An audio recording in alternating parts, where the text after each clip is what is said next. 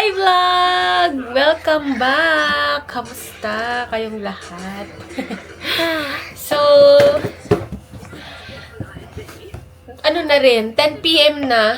So, medyo nakatulog-tulog tayo ngayon. Kaya, naisipan kong makipagkwentuhan muna sa inyo saglit. So, it's been a long time since meron tayong pa-sit-down vlog. And this vlog is, wala mo ng mga happy and memories and mga adventure. But, I don't want to be,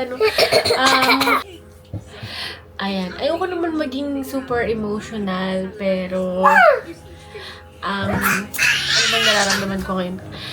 Mixed emotion, kasi, after 5 years is lilipat na naman kami ng apartment. And mixed emotions kasi alam mo, ang daming nangyari sa 5 years dito sa maliit naming apartment, no. Wala pa si Samsam noon, nandito na kaming mag-asawa. Hindi pa ako nabubuntis noon. Ayun mo yun, kasi kasama ko ni asawa ko. Dito kami nagsimula, in short. So, hanggang sa nagkaroon ng Samsam, lumaki si Samsam. Tapos, ayun lang, medyo nalulungkot ako sa part na, alam mo yun, ang dami naming good memories dito sa bahay na to. Meron din namang bad, pero syempre mas nangingibabaw yung good memories namin as a family.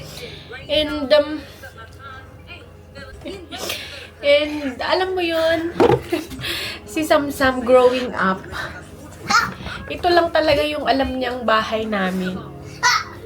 So, parang nahirapan din akong i-introduce sa kanya, explain sa kanya na, anak, lipat na tayo ng bahay, ganyan. So, wala pa kaming forever home. Ginagawa pa ni Lord.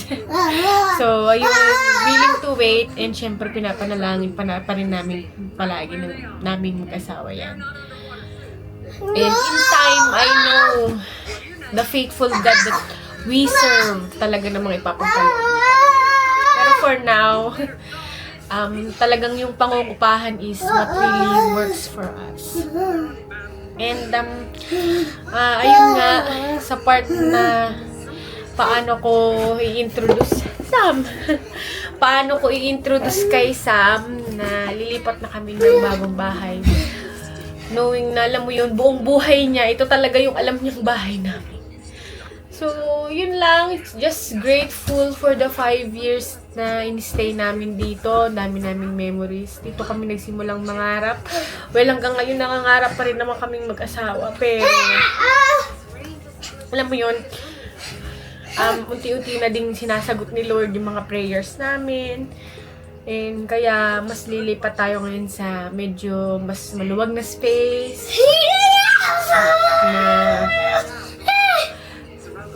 Tsaka ang dami na rin naming gamit. Imagine, nung nag-move in kami dito, ang dala lang namin, kutsyon, lamesa, tsaka TV. Yun lang. Talagang alog-alog tong maliit naming apartment. Pero ngayon, mas hip na. Dahil sa mga gamit din namin. And, alam mo yun, talagang I just look back kung gaano kami binless ni Lord all throughout the years. Noon, ilan lang yung gamit namin ngayon. Kahit papaano, nadagdagan na. And, syempre, patuloy tayong binibless ni Lord. Madadagdagan na naman tayo ng isang family member. So, medyo kailangan talaga natin ng malaki-laking space. So, yun lang. Move na for a better purpose naman. Mas maluwag na space. So, yun yung supply ng water is tuloy-tuloy. Walang mga interruption gaya dito sa aming tinitirhan. Hindi ko rin ma-imagine na nagtagal kami ng 5 years na ganun yung situation ng water. You know, talagang wow.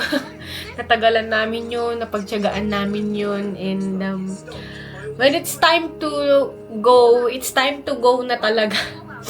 maraming beses na rin kaming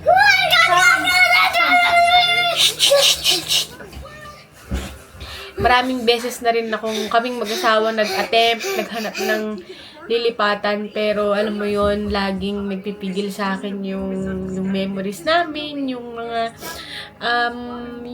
parang nag-hold back ako kasi parang hindi pa ako ready na lumipat. So, inisip ko si Samsam kung paano siya mag-a-adjust. Pero, nung nakita namin yung apartment, parang alam mo yun, magaang yung feeling na it's about time na lumipat na tayo, ganyan. So, ayun.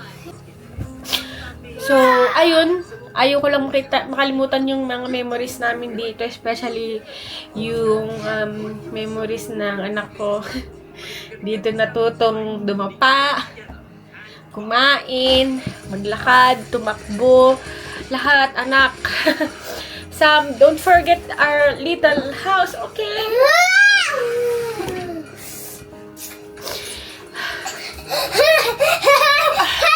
Tingnan niyo yung mga sulat-sulat niya dyan. Yan. Yan. Sa 5 taon niya nang naging talagang kulungan namin mag-ina. Ayan. Yung mga kutsyon dyan, hindi namin yan pwedeng alisin kasi ano yan, matigas yung pader. Medyo makulit si Sam. So, baka mauntog. Simula baby siya, hanggang ngayon, nandiyan yan, hindi namin inaalis. Yan,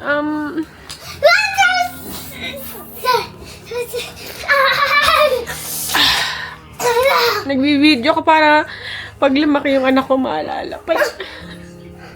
Wow. Don't say sorry, okay? Sorry. Are we going to the White House now? Ayan. Gusto na niya lumipat. Mom? Okay. Okay. Don't be sad, okay? Because we will be leaving this place na, oh. Ayan, sobrang mixed emotions lang talaga. No, naiyak ako kasi yung may iwanan namin na memories and all. Pero masaya naman ako. Masaya naman ako na sa bago namin lilipatan. Siyempre, blessing yun ni Lord. Bigger. Mama, square this? I know. Waffle. Waffle! Alam niyo ba dati? Well, this one is waffle. Takot din kaming bumukod mag-asawa kasi baka hindi nga namin kaya. Pero, look how good and faithful God is. So, 5 years. Nakayanan namin. Dito kami natutong magtipid. Dito kami natutong mag-ulam ng itlog. Kung ano yung nandiyan dyan. Ulam namin ng umaga, tanghali, gabi. Alam niyo yun? Alam ko maraming natatakot sa inyo na bumukod kasi nga baka hindi kaya. So, normal lang naman na maramdaman niyo yun. Pero, iba din kasi yung Sam, anak, iba din kasi yung peace of mind na ibibigay sa inyo kapag ka nakabukod ka. Ayun. Ito yung ililipatan namin. Doble yung yung laki. Siyempre yung bayad din, yung renta din buwan-buwan is doble, and I believe the God who provided for us for 5 years will do it again and again. So, yun lang. Hindi naman sa gusto ko kayong paiyakin tonight. So, I just want to share this para, in the future, mapanood ko. Hindi na makalimutan tong bahay na to. Ano na yung anak ko. So, ayun lang. Ilang araw ko na itong iniisip. And, talagang maiiyak ako kasi maalala ko yung mga memories namin dito. Kami mag-asawa, kami mag-ina, as a family. And, ayun. Within 3 days, lilipat na rin kami. And, sana maging smooth lang yung paglipat namin. And si Samsam, of course, sana hindi siya mamahay. Siya lang naman yung lagi kong iniisip. Ayun. Nakakatuwa. Kasi itong apartment namin na to talagang Sam, anak, quiet. Perfect talaga siya sa mag-asawang nagsisimula. Na imagine, merong one bedroom, merong dirty kitchen, may laundry area din na maliit, may CR, may maliit din na sala, may balkon. So, talagang nung nakita namin ko is talagang perfect para sa aming mag-asawa. And ngayon, medyo dumadami na tayo. So, binilas tayo ni Lord to move into a bigger place. So, ayun lang. Mamimiss namin tong bahay na to. Sobra. Kita nyo naman sa mga vlogs ko na ito yung background ko. So, hindi naman ganun kalakihan to. Kaya, talagang kitang-kita nyo siya palagi. And, Sam, don't forget this house, okay? We will go to the White House now, okay? Are you excited? Yes! Ayan, excited na daw siya. So, see you guys sa araw ng aming paglipat!